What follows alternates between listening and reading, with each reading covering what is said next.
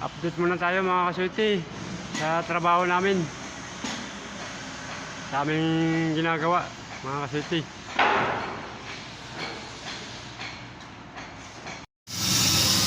Mga kasuiti, bago natin siya isalpak, bago natin siya ikabit yung tubo, kailangan ikapras muna natin para mabawasan yung kalawang. Tapos pipinturahan natin siya ng primer, red oxide.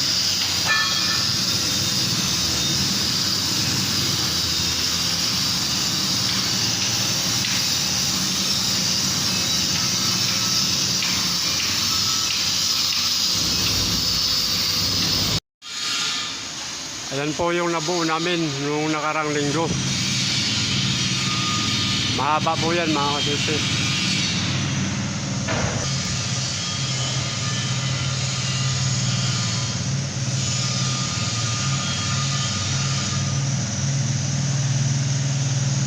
Yung dalawang 45 na yan, kahapon lang nabuo yan. Diretso yan dito mga kasuiti, diretso. Yan. Pagdating dito mga kasuiti, 45 pa rin, dalawa pa rin yan.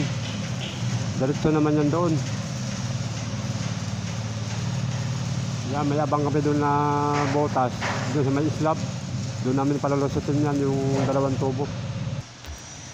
Yung dalawang 45 mga kasuiti, diretso pa yan dito sa ilalim ng biga.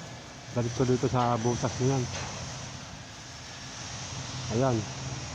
Papunta sa taas yan, sa riser. Itong mahaba mga kasuiti, sasalpak din namin yan. Papunta naman doon. Papunta doon. Ayan, may hininang na kami natin. Doon namin siya sasalpak yun po.